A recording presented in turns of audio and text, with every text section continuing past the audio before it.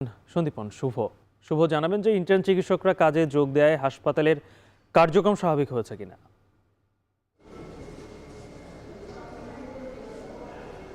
গালিব, আমি যদি এখনকার সময়ের কথা বলি তাহলে প্রায় ৪৭ ঘন্টা তারা কিন্তু কর্মবিরতিতে ছিল ইন্টার্ন চিকিৎসকরা। এটার মূল ঘটনা হচ্ছে শুক্রবার রাতে একটি অনাকাঙ্ক্ষিত ঘটনা ঘটে যায়। ইন্টার্ন চিকিৎসকের উপর কিন্তু একটি হামলার ঘটনা ঘটে এবং তার প্রেক্ষিতে কিন্তু শনিবার বেলা ১১টা থেকেই তারা সেই কর্মবিরতি পালন করেন এবং প্রায় ২ দিন তারা কিন্তু কর্মবিরতি পালন করেছেন এবং কর্মবিরতির পরপর কালকে মিটিং হয় প্রশাসনের সাথে। সেই বৈঠকের পর কিন্তু তারা কিছুটা আশ্বস্ত হন এবং সেই আশ্বাসের ভিত্তিতে তারা আজকে কাজে যোগদান করেন। আমি যদি আপনাকে একটু পেছনের ঘটনা বলি সেক্ষেত্রে বলতে হয় শুক্রবার রাত ১২টার দিকে যে ঘটনা ঘটে সেটার প্রেক্ষিতে শনিবার কিন্তু বেলা ১২টার দিকে একটি বৈঠক হয়।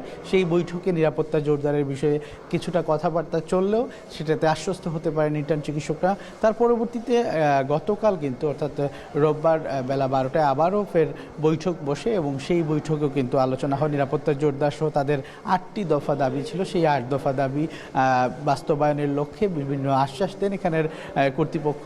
সেই কর্তৃপক্ষের আশ্বাসের ভিত্তিতেই কিন্তু তারা আজকে কাজে ফিরেছেন এবং তাদের যে দাবিগুলো ছিল সেটুকু যদি আমি বলি সেটি হচ্ছে যে প্রত্যেকটি ইউনিটে প্রত্যেকটি ওয়ার্ডে যেন নিরাপত্তা ব্যবস্থা আগের থেকে বেশি জোরদার করা হয় এবং বিশেষ করে আনসারদেরকে নিয়োগের ক্ষেত্রে আনসারদেরকে যেন স্পর্শকাতর জায়গাগুলোতে বেশিরভাগ নিয়োগ দেওয়া হয়, যেমন গাইনি ওয়ার্ড, সার্জারি ওয়ার্ড এবং জরুরি বিভাগ এবং এর পাশাপাশি যদি বলি ভর্তি যেখানে হয় সেখানে যেন আনসারদেরকে খুব বেশি পরিমাণ তাদেরকে নিযুক্ত করা হয়, এমন কিছু দাবি ছিল তাদের। এবং আমি যদি বলি আসলে তাদের দাবি দেওয়া নিয়ে প্রশাসন এবং এখানকার কর্তৃপক্ষ বেশ সচেতনভাবে তারা কাজ করেছেন এবং টানা প্রায় ১.৫ ঘন্টা বৈঠক হয়েছে কালকে।